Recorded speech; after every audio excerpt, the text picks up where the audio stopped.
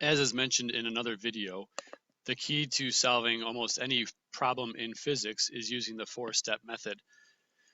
So if we have a kid riding his bike at 10 kilometers per hour and it wants to know how long will it take him to go 5 kilometers, we start by step 1, listing the knowns and the unknown. So we have v is equal to 10 km per hour. The distance is 5 kilometers. And it wants to know how long, which is the time. And there's our first step. Now we can tell by looking at this, we've got a v for velocity, a d for distance or displacement, and a t for time. There's only one equation that will be helpful here, and it includes a v, a d, and a t. Velocity is distance divided by time. So we write that down for our second step. Our third step is to substitute velocity is 10 kilometers per hour is equal to d, distance, which is 5 kilometers, divided by t, which we don't know. Our next step is to solve this. So we need to get t by itself. In order to do that, we need to algebra. We multiply both sides by t. These t's cancel out.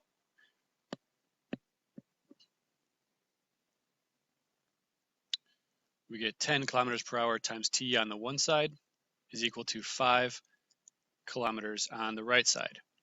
T is still not by itself, so we divide both sides by 10 kilometers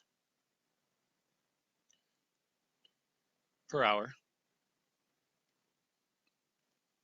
Those cancel out, and we end up with t is equal to 5 divided by 10, which will give us 0.5. Now kilometers cancels out here, and so our answer is it'll take him 0.5 hours to go that distance. The driver of a car is going 20 kilometers per hour and brakes to a stop. It takes the car 0.6 seconds to stop. What was the car's acceleration? So we still have our knowns and our unknowns. In this case, we know that our velocity, our initial velocity, the car is going 20 kilometers per hour. We know that it brakes to a stop, which is our clue that the final velocity is 0 kilometers per hour. And it says it takes 0.6 seconds to do so. And then it wants to know the car's acceleration. So what equation do we use? Well, we've got VI, VF, T, and A. The most useful equation for that will be acceleration is VF minus VI over time. Now we simply substitute our variables.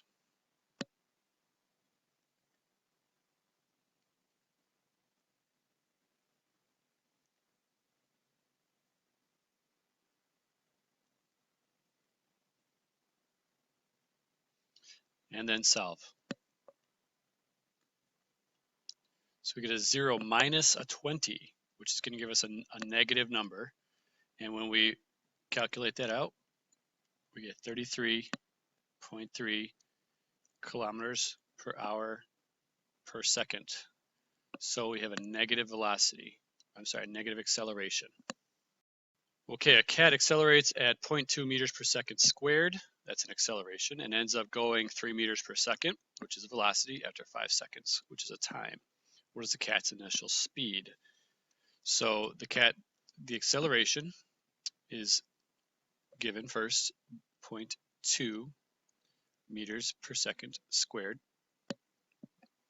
It ends up going, which tells me it is the final velocity, 3 meters per second after 5 seconds, which is obviously a time.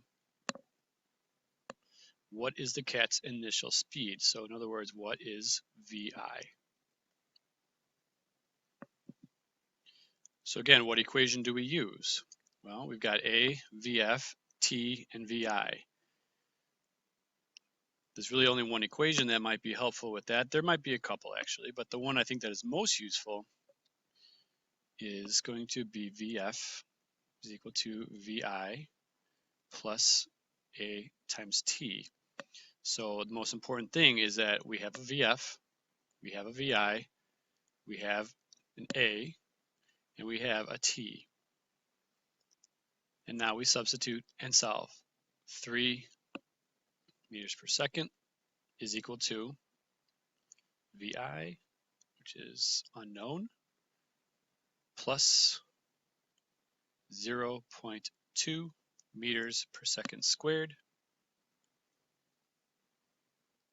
times time, 5 seconds. And now we can solve this. We're going to do a little simplifying over here. That's a 3. VI plus 0.2 times is a 1. Now the meters per second squared times seconds is going to cancel out a little bit. We're left with 1 meter per second. So our VI is not by itself, so we have to subtract a 1 meter per second for both sides. So when we do that, we get 2 meters per second is equal to VI. Or if you prefer, the initial velocity of the cat is 2 meters per second. Put a box around that. It's our final answer. If we have a car that's going 2.3 meters per second, it takes 10 seconds to accelerate up to 20 meters per second. How far did that car go in that amount of time? So we got to be careful here. There's a trick, not a trick, but just something that might slip you up. So we start with our VI, our initial velocity, is 2.3 meters per second, right there. So now it takes 10 seconds, so that is our time. Now we have to be careful here because it says it accelerates up to 20 meters per second. This is not an acceleration. You have a distance over a time. That's a velocity, so be very careful. Even though it says the word accelerate, a distance over a time is a velocity, so it takes time to accelerate up to that velocity. So that is our final velocity, 20 meters per second. In fact, it does not give us an acceleration, and it's not falling, so we don't know any acceleration. But it does want to know how far did it go. So that is the distance or displacements is our question mark. That is our unknown. Now we have initial velocity, time, and final velocity along with distance. So the best equation, we look at our equation sheet, that's going to help us find this is distance is final velocity plus initial velocity divided by 2 multiplied by time. So we plug in our numbers, we substitute. Our final velocity is 20 meters per second plus our initial velocity of 2.3 meters per second. Divide that by 2 and multiply that by the time of 10 seconds. We're going to add these up. We'll get distance is 22.3 meters per second divided by 2 multiplied by, I'm going to put parentheses around this just to make things clear, 10 seconds. These seconds will cancel out, and our final answer when we divide this by 2 and multiply by 10 is 111.5 meters. So finally, if a ball is dropped from a tower, how fast will it be traveling 5 seconds after it is dropped?